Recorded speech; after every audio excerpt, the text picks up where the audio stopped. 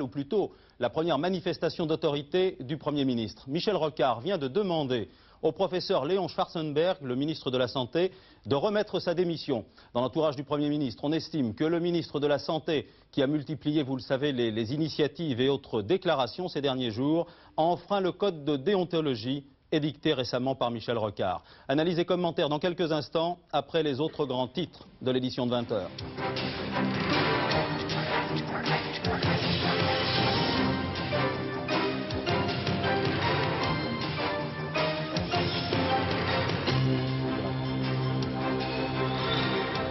La catastrophe en mer du Nord, 16 morts, 150 disparus, 65 survivants. C'est le dernier bilan de l'incendie qui a éclaté hier sur une plateforme pétrolière. La liberté pour l'inspecteur Jobbik, inculpé de proxénétisme aggravé. Le commissaire est libre depuis cet après-midi, sous contrôle judiciaire. L'Iran en deuil. Les obsèques des victimes de l'Airbus d'Iraner se sont déroulées cet après-midi à Téhéran. Les funérailles ont donné lieu à de nouvelles manifestations anti-américaines. Tour de France enfin, 5e étape. Coup double pour la Hollande, victoire de Jelle Nijdam. Henk Luberding s'empare du maillot jaune de leader.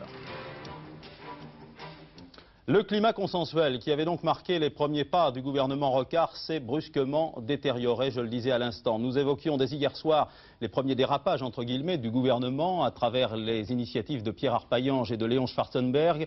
On vient d'apprendre que le Premier ministre Michel Rocard venait de demander à Léon Schwarzenberg de remettre sa démission de ministre de la Santé.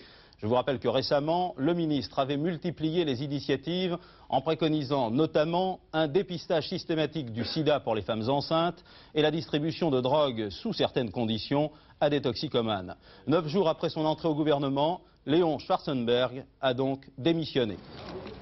Et voilà un ministre de moins sur la photo de famille. Ce jour-là, présage, Léon Schwarzenberg était arrivé en retard. 11 jours après, il donne sa démission. Lui, le cancérologue tribun, prêt à pourfendre tous les tabous, avait fait dès son entrée au gouvernement 3 propositions. Dépistage systématique du sida pour les femmes enceintes et les opérées, carnet de santé pour les malades hospitalisés et surtout cette dernière suggestion sur la drogue. Qu'on envisage de distribuer éventuellement la drogue officiellement et non pas d'une façon définitive et libre, officiellement pour que certaines personnes puissent éventuellement s'en fournir si elles étaient en manque, plutôt que d'être soumises à la délinquance. Premier à réagir, Michel Barzac, l'ancien ministre de la Santé. Une défiance totale à l'égard des mesures proposées par le professeur de Villejuif. Et voilà qu'hier soir, Claude Évin, le ministre de tutelle de Léon Schwarzenberg, affiche lui aussi sa distance. Il demande que les plus hautes autorités médicales donnent leur avis sur les 3 projets. Ultime avertissement du monde politique, le Parti socialiste lui-même qui vient désavouer le cancérologue. C'est une mise au point par rapport aux propositions du professeur Schwarzenberg avant-hier sur des sujets extrêmement sensibles. Et surtout, dimanche dernier encore, le Premier ministre exprimait tous les espoirs placés en son ministre. Et peut-être la nomination du professeur Schwarzenberg fera-t-elle faire des progrès à l'esprit de compréhension de ces douleurs par la France. C'est ce que je peux souhaiter. Le franc-tireur Schwarzenberg avait d'ailleurs d'ores et déjà exprimé la morale qu'il se faisait de sa fonction. Alors l'être humain s'efforcera de ne pas disparaître et au contraire d'essayer de faire passer certaines idées à travers le ministère que j'ai l'honneur de diriger. Claude Évin, bonsoir et merci d'avoir accepté notre invitation en direct dans le journal d'Antenne 2. Alors je rappelle que vous êtes ministre de la Solidarité, de la Santé et de la Protection sociale. Avec vous, nous allons tout simplement et concrètement pour les téléspectateurs d'Antenne 2 essayer de comprendre. Alors dans l'entourage de Michel Rocard, on déclare que Léon Schwarzenberg a enfreint le code de déontologie édicté par Michel Rocard. Est-ce que, entre nous, c'est la seule raison ? Je voudrais tout d'abord dire qu'il n'y a absolument pas de crise. J'ai entendu dans vos commentaires tout à l'heure des propos qui manifesteraient de situations qui ne sont absolument pas à la hauteur. Michel Rocard a souhaité, lorsqu'il a pris ses fonctions de Premier ministre, donner au gouvernement un certain nombre de règles pour marquer une volonté de prendre les problèmes autrement. Ces règles, elles ont été adressées à l'ensemble des ministres. Je voudrais ne citer qu'une phrase de cette lettre que Michel Rocard adressait à son gouvernement. Les effets d'annonce se révèlent souvent être des annonces non suivies d'effets. Aussi doit-on toujours préférer le constat de l'action à l'annonce de l'intention. Apparemment, certains n'ont pas compris. Souvenez-vous comment ça s'est passé pour la Nouvelle-Calédonie. Si Michel Rocard avait commencé par déclarer qu'il allait aboutir à un accord, croyez-vous effectivement qu'il serait abouti à l'accord auquel il est parvenu à Matignon. Je pense en effet que nous avons beaucoup à faire. Et le professeur Schwarzenberg a manifesté par ses déclarations, ou du moins par certaines de ses déclarations, le grand souci qui est le sien, d'un souci d'humanité, d'un souci de faire que les hommes et les femmes de ce pays trouvent dans notre système de santé la réponse qu'ils sont en droit d'attendre. Le professeur Schwarzenberg a parlé là avec son cœur. Pour mettre en application les souhaits du professeur Schwarzenberg, il aurait été, et il est maintenant de toute manière souhaitable, au moins pour certaines des orientations qu'il a pu manifester. Et je pourrais y revenir. Nous avions pris ce rendez-vous ce soir pour parler des orientations du ministère. On ne peut pas parler avec son cœur quand on est, ministre. Nécessaire. Ce problème est complexe.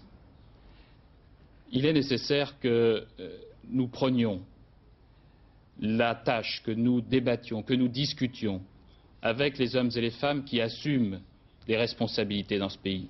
Je vais prendre un exemple. Le problème du carnet de santé, qui est une vraie question et une question qui intéresse les Françaises et les Français dans leur vie quotidienne. C'est une idée intéressante. Dans la pratique, c'est un peu plus compliqué que cela à mettre en place. Comment, par exemple, va-t-on traiter de la situation d'un homme ou d'une femme qui, sortant d'une hospitalisation, a un diagnostic incurable?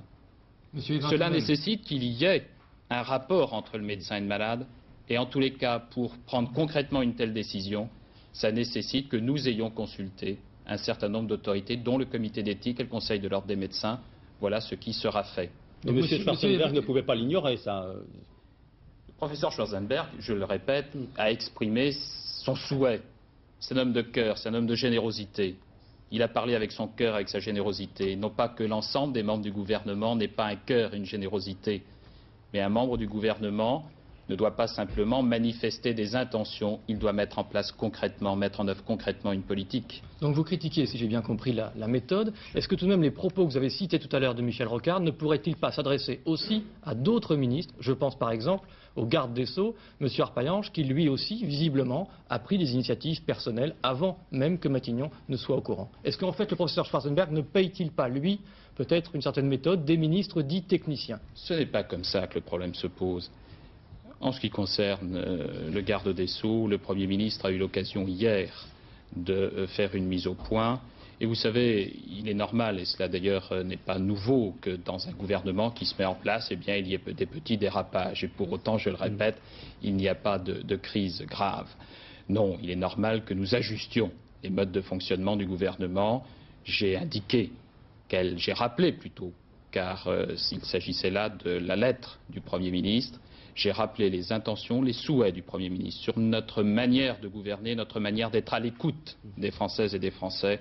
C'est tout ce que j'ai à dire sur ce sujet. Est-ce qu'il n'y a pas tout de même le problème de la cohabitation de ministres très politiques, expérimentés, et puis d'autres ministres à côté qui sont plus techniciens, qui représentent certes l'ouverture, mais qui, eux, visiblement, on l'a vu ces derniers jours, ne sont pas rompus aux jeux politiques à l'Assemblée, qui sont confrontés à l'opposition, au RPR par exemple? Il y a près d'une vingtaine de membres du gouvernement, près de la moitié, qui ne sont pas membres d'un parti politique et qui n'ont pas d'expérience du parti politique. Dans l'équipe sociale que j'ai l'honneur d'animer, il y avait 4 personnes qui n'avaient pas d'engagement politique auparavant. Il n'y en a plus que 3.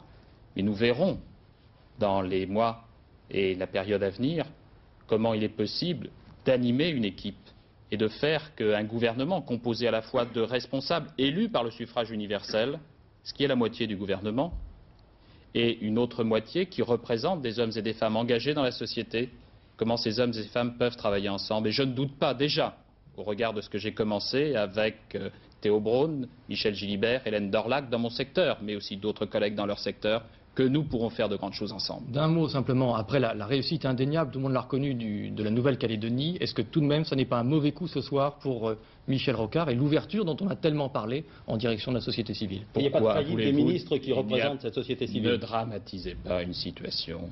Je répète, il n'y a pas lieu de tirer de conclusions rapides sur une telle situation. Le professeur Schwarzenberg a souhaité, a préféré, après un entretien avec le Premier ministre, donner sa démission. L'incident est clos. C'est tout. Monsieur le ministre, je vous remercie d'avoir répondu en direct à nos questions. Je vous propose d'écouter avec nous d'ailleurs quelques réactions que nous venons d'enregistrer à l'Assemblée nationale. Réaction au micro de notre confrère Pascal Guimier. C'était il y a quelques minutes. Moi, je ne veux pas juger ni l'homme ni le médecin, mais je crois que manifestement rien ne va plus au gouvernement. Après M. Arpaillange, M. Schwarzenberg, proposer de sortir d'isolement les détenus terroristes, de donner de la drogue aux drogués, de mettre tous les Français en fiche de santé, de les dépister systématiquement, ce sont là des erreurs. Et c'est normal que ceux qui les proposent ou qui les commettent en portent la responsabilité. Je trouve que ça fait un peu désordre, mais le premier mauvais signal qui a été donné, c'est un gouvernement de 49 membres. 49 membres, c'est beaucoup trop. C'est inquiétant et c'est malsain.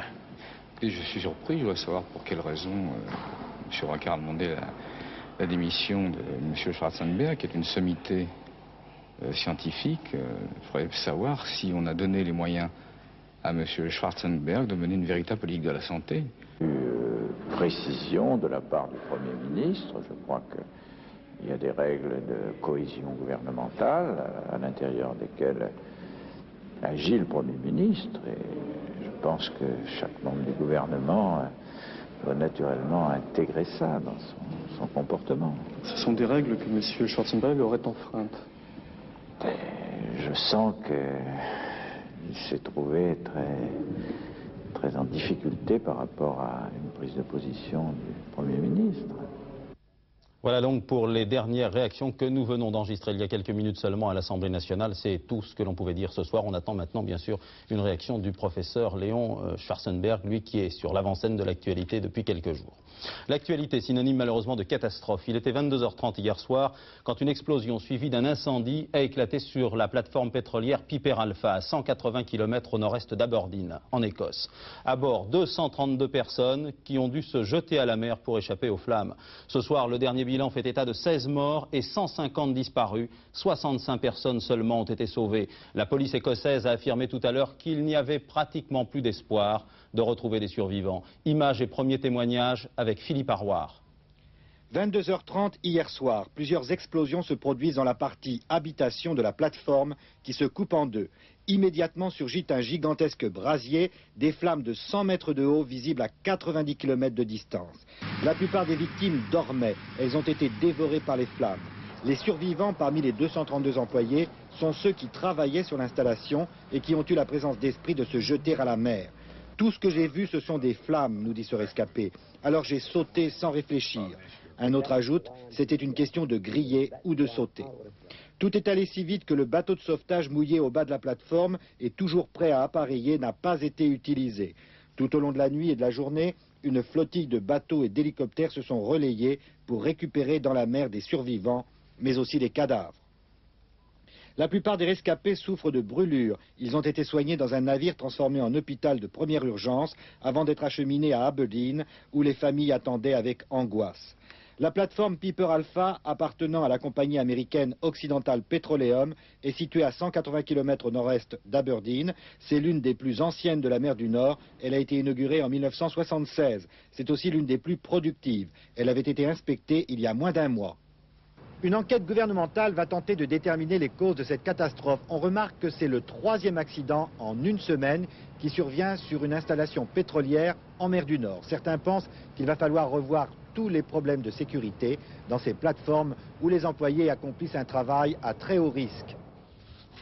Essayons précisément de comprendre le pourquoi de cette catastrophe. Par expérience, on sait que les plateformes pétrolières sont les hauts lieux à risque qui peuvent être confrontés à des problèmes de fuite de gaz, par exemple, à des incendies ou encore à des affaissements, voire même des collisions.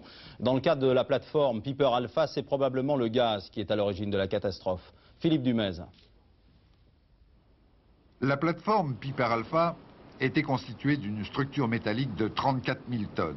D'une hauteur de 150 mètres, dont 85 au-dessus de l'eau, elle a été mise en service en 1976. Elle n'est donc pas très vieille.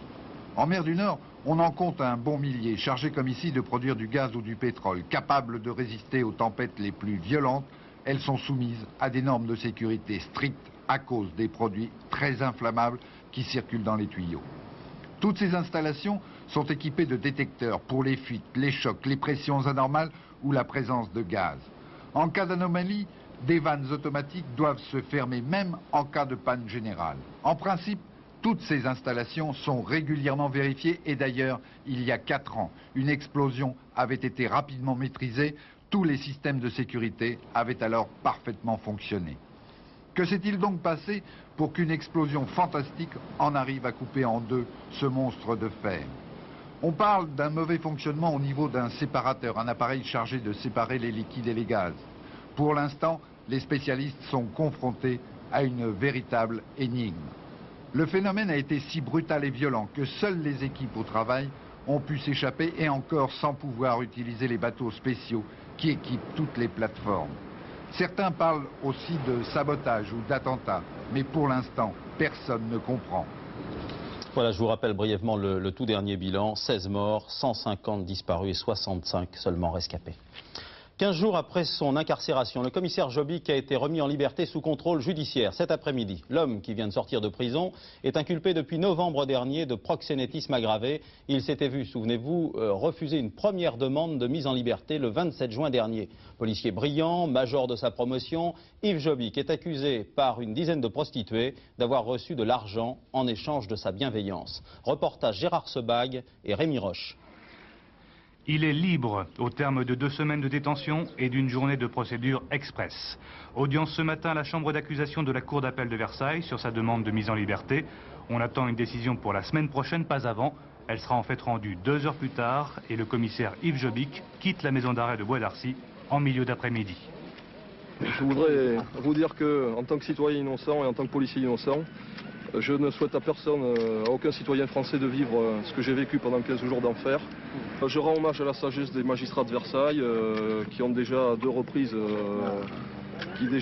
se sont penchés sur le dossier. Donc je rends hommage à leur objectivité et à leur respect du droit. La décision peut apparaître comme un camouflet pour le juge Hayat qui instruit l'affaire au tribunal de Nanterre. Il ne souhaitait pas la remise en liberté d'Yves Jobbik, mais comme les avocats des parties civiles, il fait remarquer que la décision est assortie d'un contrôle judiciaire renforcé. L'essentiel, c'est que la justice puisse se faire, et ce contrôle judiciaire est prescrit sur la base des réquisitions de monsieur l'avocat général, qui a pris soin de dire que s'il y avait lieu de mettre en liberté le commissaire Jobbik, il y avait lieu de le faire dans les conditions qui permettent à la manifestation de la vérité de se faire. Donc, qui évite que les menaces et les pressions sur les témoins se perpétuent.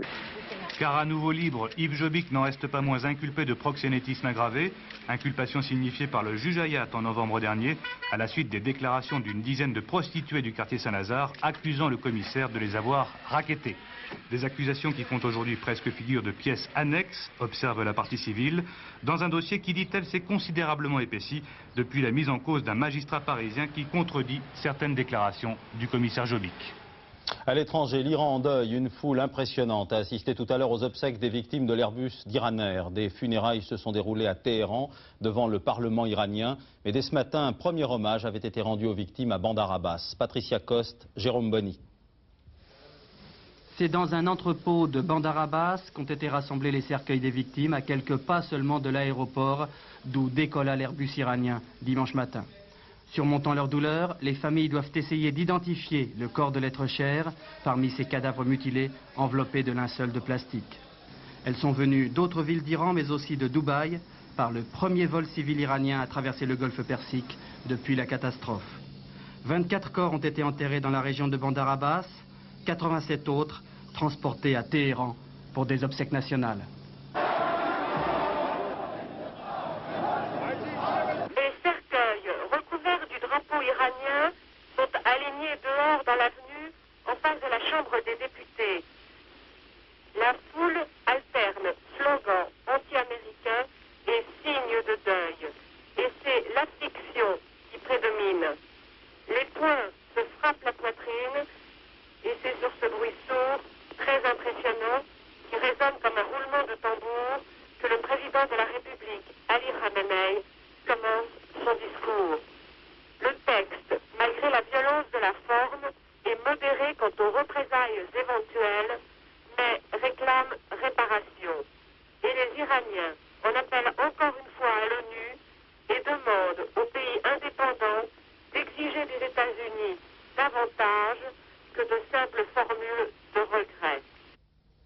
Pendant ce temps-là, au Liban, le JR, l'organisation de la justice révolutionnaire qui détient, vous le savez, 2 otages, menace de recourir à la carte des otages pour riposter à la destruction de l'Airbus iranien. Le communiqué de l'OJR, remis ce matin à une agence de presse à Beyrouth, est authentifié par la photographie d'un passeport appartenant précisément à l'un des otages. Corinne Pertuis.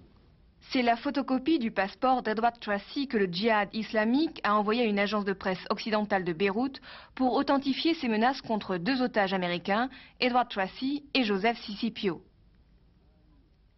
David Jacobsen et le révérend père Jenko ont eux été relâchés en novembre 86 après plus d'1 an et demi de détention. Depuis, ils portent chacun à leur poignet le nom d'un otage toujours détenu.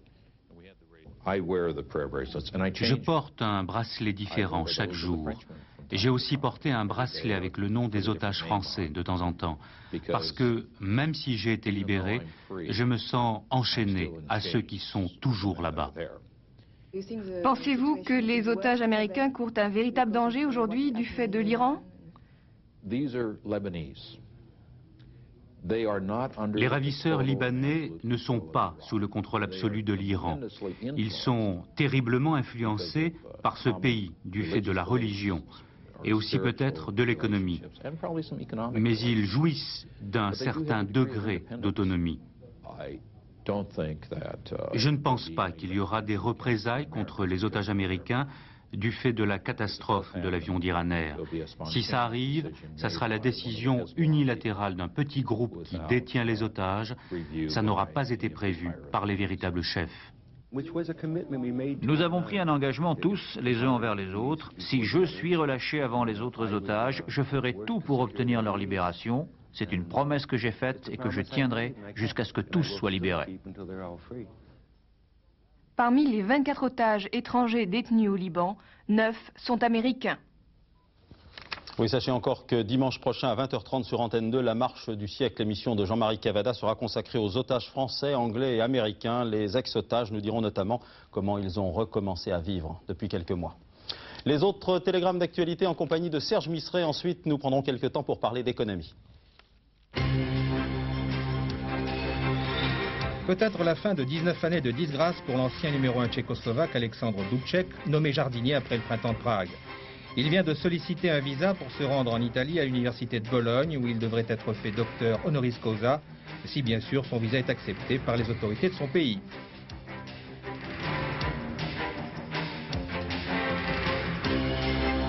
Élection contestée au Mexique après la victoire officieuse de Carlos Salinas, le candidat du PRI, Parti révolutionnaire institutionnel au pouvoir.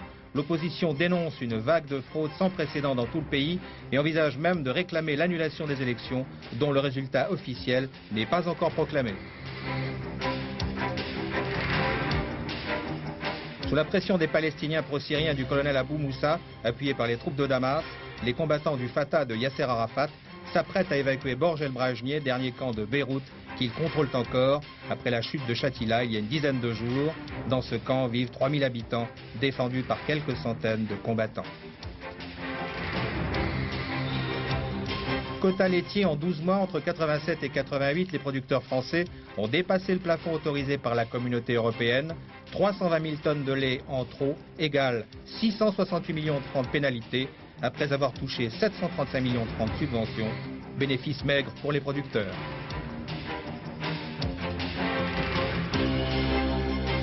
Succès pour les soviétiques aujourd'hui, une fusée Proton est partie normalement du centre spatial de Baïkonour pour emmener la première sonde qui visitera Phobos dans 6 mois. Phobos, c'est avec Deimos, l'autre satellite de la planète Mars. Retour un court instant à la politique. Raymond Barre persiste et signe. Le député de Lyon a lancé aujourd'hui la Convention libérale, européenne et sociale. Dans une lettre qu'il vient d'adresser aux responsables des associations barristes, l'ancien candidat à la présidence de la République affirme que la Convention libérale sera un lieu de rassemblement au-delà des clivages politiques. Fin de citation. Jacques Chirac d'accord pour une réunion RPR-UDF avant la fin du mois de juillet. Cette réunion, a-t-il dit, devrait permettre de fixer les modalités d'une concertation régulière entre les deux formations. Je vous rappelle qu'hier, Valéry Giscard d'Estaing avait déclaré que le principe de cette rencontre était quasiment accepté. À l'Assemblée, le bras de fer s'est poursuivi aujourd'hui entre la gauche et l'opposition. sur l'article 15 du projet de loi d'amnistie. Je vous rappelle que cet article concerne l'amnistie et surtout la réintégration des travailleurs protégés, notamment les délégués syndicaux qui ont fait l'objet d'une condamnation. Ce matin, l'Assemblée a adopté le projet en seconde lecture sans le modifier. Socialistes et communistes ont voté pour, le RPR a voté contre, l'UDF et l'UDC se sont abstenus. L'adoption du projet, et surtout de l'article 15 que j'évoquais tout à l'heure, suscite quelques réactions. La CGT affiche son entière satisfaction, le patronat réaffirme son hostilité. Explication de Christophe Martet. Depuis hier, à la CGT, on épluche article après article la loi d'amnistie. Et surtout l'article 15 portant sur la réintégration des salariés protégés. Une disposition à laquelle le syndicat tenait tout particulièrement. Il estime que plusieurs centaines de délégués syndicaux pourraient bénéficier de cette mesure. Et notamment ceux que l'on a appelés les 10 de Renault. Sont exclus les salariés condamnés à des peines de 4 mois de prison ferme ou 1 an avec sursis pour coups et blessures. Satisfaction donc de la CGT, même si le plus dur reste à faire. Nous sommes contents aujourd'hui, mais nous pensons qu'il faut que l'action qui a permis cette loi se poursuive pour qu'elle ait des effets concrets. Par exemple ? Eh bien, il faut que les militants licenciés rentrent dans leurs usines, et c'est vrai que nous savons qu'on devra encore agir pour qu'il en soit ainsi. Lors de la précédente loi d'amnistie en 1981, moins de 10% des 571 demandes de réintégration avaient été satisfaites. Un chiffre révélateur de la difficulté d'appliquer une telle mesure. Le CNPF n'a jamais caché son opposition au principe de la réintégration des salariés protégés. Si l'on met directement en cause des décisions qui sont des décisions de droit privé, qui ont été prises par les dirigeants des entreprises, par les cadres des entreprises, et j'insiste là-dessus, on risque de mettre en cause leur autorité, on risque de les démotiver, on risque de rallumer un certain nombre de conflits qui sont éteints. Du côté du gouvernement, on souligne que pour les délits patronaux, le champ de l'amnistie a été élargi. Selon le garde des Sceaux, 90% des délits ou contraventions des employeurs, les infractions à la sécurité par exemple, devraient être gommées. Toujours malheureusement des difficultés d'insertion pour les jeunes. Si l'on en croit une enquête INSEE qui vient de paraître cet après-midi, plus de la moitié des jeunes entre 16 et 25 ans en activité depuis 1 an occupent un emploi précaire du style TUC, SIVP ou encore CDD, contrat à durée déterminée. Précarité accompagnée, semble-t-il, d'un très bas salaire. Le constat avec Ève Mettet. Ils ont entre 16 et 25 ans. Ils ont moins d'1 an d'ancienneté dans leur entreprise.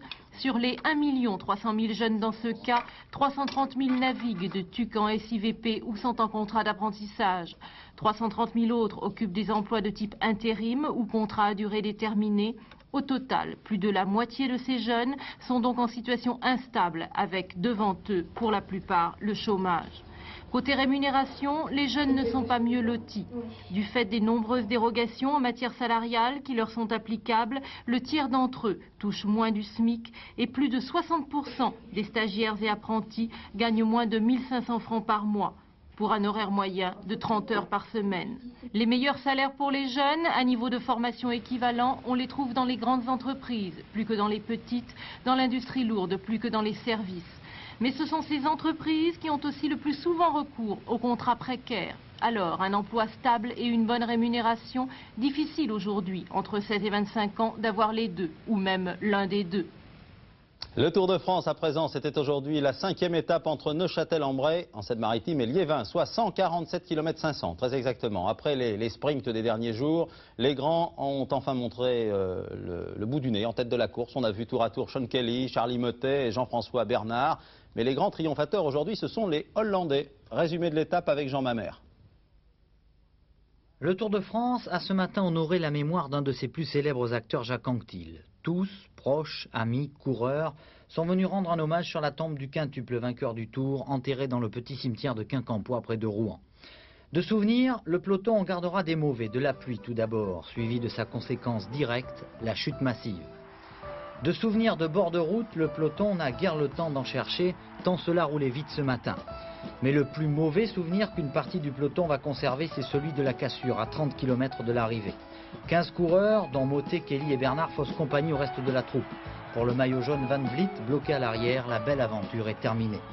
15 coureurs qui prennent 56 secondes d'avance et que Nijdam règle en poursuiteur sur la ligne d'arrivée. Luberding est le nouveau maillot jaune. Aujourd'hui, le Tour a en partie explosé. Tout le monde se souviendra de cette 4e étape. Au sprint, les résultats du quartet et du tiercé, ils se disputaient cet après-midi sur l'hippodrome d'Anguin. Je pense qu'on va me faire apparaître tout ça sur le petit écran. C'est bien. Le tiercé, le 19, le 17 et le 20, dans l'ordre 2206 francs 50 et dans un ordre différent 171 francs. Le quartet, le voilà, 19, 17, 20, 12, 10 534 francs 50 et dans un ordre différent 377 francs 50. Tout cela bien sûr pour 5 francs. Après ce journal, les prévisions ensoleillées, mais oui, de Laurent Cabrol. Prochain rendez-vous avec l'information 22h30, édition spéciale présentée par Claude Sérillon. Ce soir, il sera question des sectes. 23h30, dernier journal d'Hervé Claude. Demain, 6h45, c'est Télématin. 7h45, Thierry de Bossé répondra aux questions de Gérard Morin dans les 4 vérités. 13h, Patricia Charnelet, William Lémergie pour le journal de la mi-journée. À demain 20h et excellente soirée sur Antenne 2. Bonsoir.